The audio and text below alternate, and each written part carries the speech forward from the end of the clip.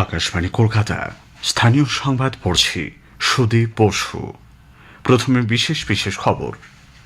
রাজ্যের একাধিক জেলায় বন্যা পরিস্থিতি এখনও উদ্বেগজনক। জল ছাড়ার পরিমাণ কিছুটা কমিয়েছে ডিভিসি। রাজ্য সরকারের যথাযথ প্রস্তুতির অভাবেই বন্যা পরিস্থিতি বলে রাজ্যপাল সিভি আনন্দ বোস মন্তব্য করেছেন। দক্ষিণবঙ্গের বন্যা পরিস্থিতির জন্য বিজেপি রাজ্য সরকারকে দায়ী করেছে। কলকাতা সহ 5 জেলায় গঙ্গার দুপাড়ে ভাঙনের কারণ খুঁজতে রাজ্য সরকার সমীক্ষা করাবে। আরজিকর হাসপাতালে তরুণী চিকিৎসক ধর্ষণ ও খুনের ঘটনার প্রতিবাদে আন্দোলনরত জুনিয়র চিকিৎসকরা কর্মবিরতি আংশিক প্রত্যাহার করে আজ জরুরি বিভাগে কাজে যোগ দিয়েছেন। আরজিকরের প্রাক্তন অধ্যক্ষ সন্দীপ ঘোষ ঘনিষ্ঠ চিকিৎসক বিরূপাক্ষ বিশ্বাস, অভিক দে এবং সৌরভ পালকে আজ জিজ্ঞাসাবাদ করছে সিবিআই। গভীর সমুদ্রে মাছ ধরতে গিয়ে ট্রলার ডুবির ঘটনায় এখনও নিখোঁজ 9 মৎস্যজীবী। আইএসএল ফুটবলে সিভি আনন্দ বোস মন্তব্য করেছেন।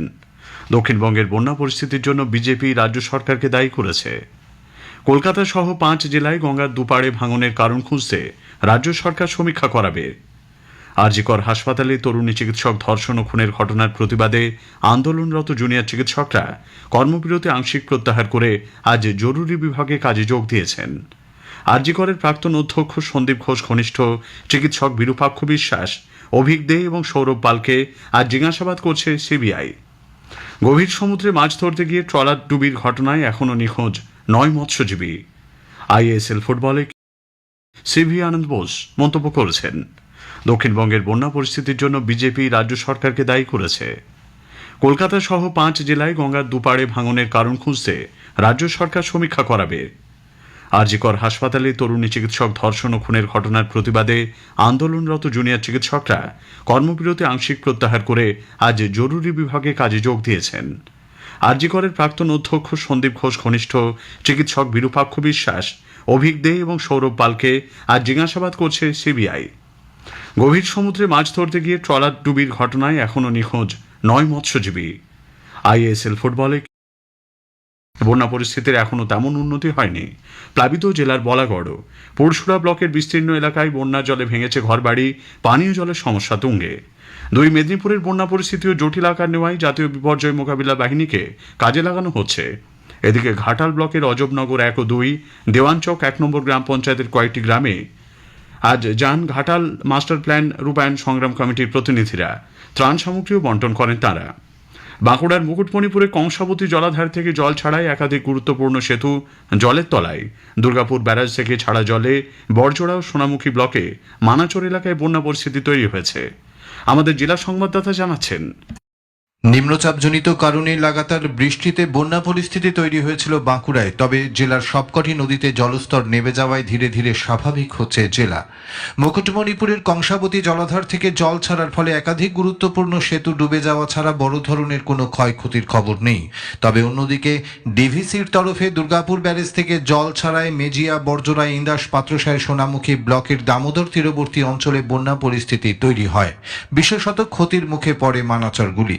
ওই সমস্ত এলাকার ফুল ও সবজি চাষে ব্যাপক ক্ষতি হয়েছে। পুজোর মরশুমে ফুল চাষে এই ক্ষতি সামলে ওঠা কঠিন বলেই জানিয়েছেন এলাকার চাষিরা। শতাধিক ত্রাণ শিবির খোলা হয়েছিল। বৃষ্টি থেমে যাওয়া ও পরিস্থিতি স্বাভাবিক হওয়ার পর থেকে ফিরতে শুরু করেছেন দুর্গতরা। বাঁকুড়া থেকে দেবাশিস মৌলিক, আকাশবাণী সংবাদ। ডিভিসি ছাড়া জলে নয়, বরং রাজ্য সরকারের যথাযথ প্রস্তুতির অভাবে একাধিক জেলায় সাম্প্রতিক বন্যা পরিস্থিতির সৃষ্টি হয়েছে বলে রাজ্যপাল সিভি আনন্দ বোস মন্তব্য করেছেন।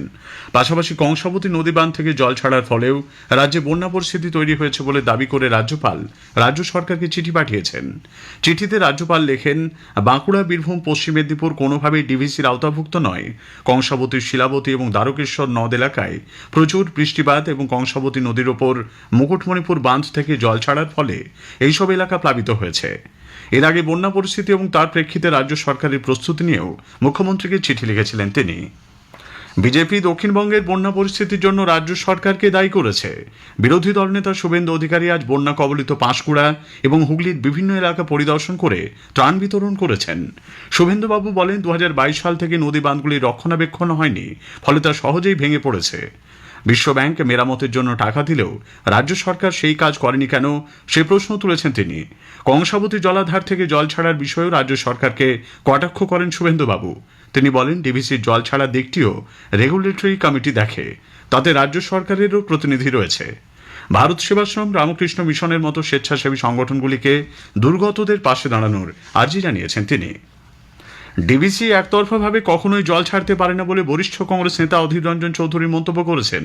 ড্রেজিংয়ের সমস্যা বাস্তব হলেও সেটাকে অজুহাত করে রাজ্য সরকার বন্যা নিয়ন্ত্রণ ব্যবস্থা গড়ে না তোলায় যুক্তিগ্রাহ্য কারণ কোনো দিতে পারেনি বলেও অধীরবাবু মন্তব্য করেছেন। কলকাতা সহ 5 জেলায় গঙ্গার দুপাড়ে ভাঙনের কারণ খুঁজতে রাজ্য সরকার সমীক্ষা করানোর সিদ্ধান্ত নিয়েছে।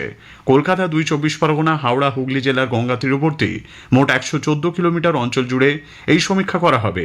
এই জেলাগুলিতে গঙ্গা ভাঙনের রিপোর্ট পাওয়ার পর বিশেষজ্ঞ সংস্থাকে দিয়ে সমীক্ষা করানোর কথা জানিয়েছে সেচ দপ্তর।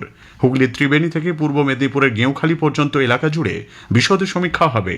খতিয়ে দেখা হবে হুগলি নদীর সংযোগকারী বিভিন্ন নদ নদী ও খালের বর্তমান অবস্থাও। এরই সঙ্গে 25 বছরের আবহাওয়া রিপোর্টও পর্যালোচনা করবেন সমীক্ষকরা। কলকাতার আজিকর হাসপাতালে তরুণী চিকিৎসক ধর্ষণ ও খুনের ঘটনার প্রতিবাদে আন্দোলনরত জুনিয়র চিকিৎসকরা তাঁদের কর্মবিরতি আংশিক প্রত্যাহার করে 42 দিন পর আর জরুরি বিভাগে কাজে যোগ দিয়েছেন।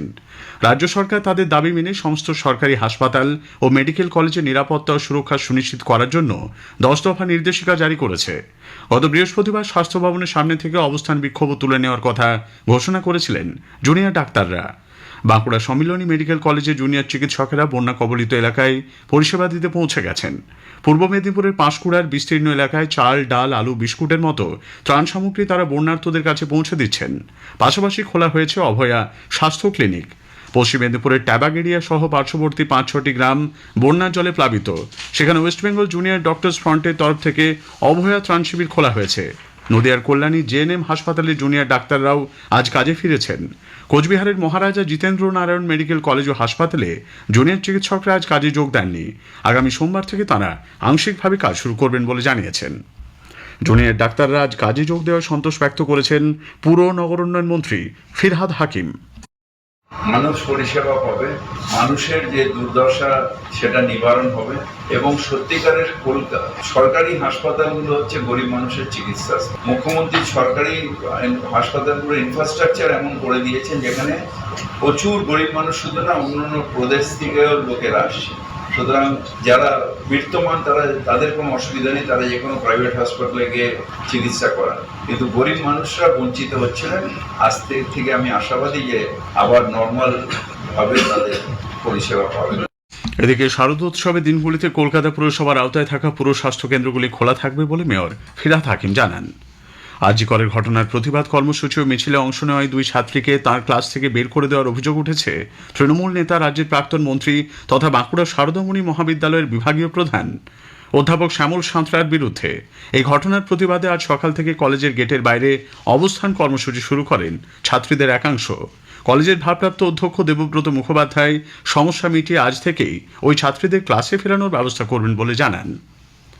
আরজিকর মেডিকেল কলেজ হাসপাতালে চিকিৎসক ছাত্রীকে ধর্ষণ ও খুনের তদন্তে আজ সিবিআই সন্দীপ ঘোষ ঘনিষ্ঠ ডাক্তার বিরূপাক্ষ বিশ্বাস এবং অভিক থেকে জিজ্ঞাসাবাদ করছে। গত 9 আগস্ট ঘটনার দিন আরজিকর হাসপাতালের সেমিনার হলে ওই দুজনকে দেখা গিয়েছিল বলে অভিযোগ। তাদের বিরুদ্ধে অন্যান্য চিকিৎসকদের হুমকি দেওয়ার অভিযোগ উঠেছে। জিজ্ঞাসাবাদ করা হচ্ছে আরজিকরের চিকিৎসক সৌরভ পালকেও। স্থানীয় সংবাদ শুনছেন আকাশবাণী কলকাতা কেন্দ্র থেকে। গভীর সমুদ্রে ট্রলার দুর্ঘটনায় উদ্ধার হওয়া 8 মৎস্যজীবীকে আজ দক্ষিণ 24 পরগনার নামখানা ঘাটে ফিরিয়ে আনা হয়েছে। মৎস্যবন্দর থেকে অ্যাম্বুলেন্সে করে তাদের নিয়ে যাওয়া হয় কাকদ্বীপ মহকুমা হাসপাতালে। 6 জনকে প্রাথমিক চিকিৎসার পর ছেড়ে দেওয়া হয়েছে।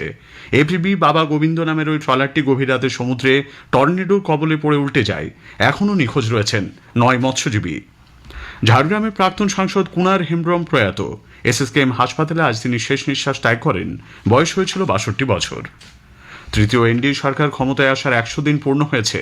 এই সময়কালে পরিকাঠামো, কৃষক, মধ্যবিত্ত, মহিলা ও যুব সম্প্রদায়ের উপর বিশেষ নজর দিয়ে 15 লক্ষ কোটি টাকা নানান প্রকল্পের সূচনা হয়েছে। এক দেশ এক নির্বাচনকে এনডিএ সরকারের একটি গুরুত্বপূর্ণ সংস্কারমূলক পদক্ষেপ বলে উল্লেখ করেছেন কোচবিহার দক্ষিণের বিজেপি বিধায়ক নিখিল রঞ্জন দে। মোদিজির দীর্ঘদিনের স্বপ্ন ছিল যে একই ভারতবর্ষের ভেতরে সারা বছর প্রতিটা বছর ধরে বিভিন্ন সময় বিভিন্ন ভোট চলতে থাকে এবং তাতে করে একদিকে যেমন সরকারি অর্থের খরচ হয়, ঠিক তেমনি ভাবে ম্যান পাওয়ারও মিসইউজ হচ্ছে। পূর্ব রেলের শিয়ালদা ডিভিশনের চক্র রেলে 40 বছর পূর্তিতে আজ এক অনুষ্ঠানের আয়োজন করা হয়। এই উপলক্ষে আজ কলকাতা স্টেশন থেকে প্রিন্সেপ ঘাটের উদ্দেশ্যে একটি বিশেষ ট্রেন চালাই রেল। আইএসএল ফুটবল আজ মোহামেডান স্পোর্টিং এফসি গোয়ার মুখোমুখি হয়েছে। যাদবপুরে কিশোর ভারতী স্টেডিয়ামে খেলা এখনো পর্যন্ত গোলশূন্য রয়েছে বলে জানা গেছে। রাজ্যের বিভিন্ন জেলায় বর্তমান বন্যা পরিস্থিতিতে বহু মানুষ বিপন্ন। বন্যা কবলিত মানুষের সাহায্যে ইস্টবেঙ্গল ক্লাব 15 লক্ষ টাকা মুখ্যমন্ত্রীর ত্রাণ তহবিলে তুলে দেওয়ার সিদ্ধান্ত নিয়েছে।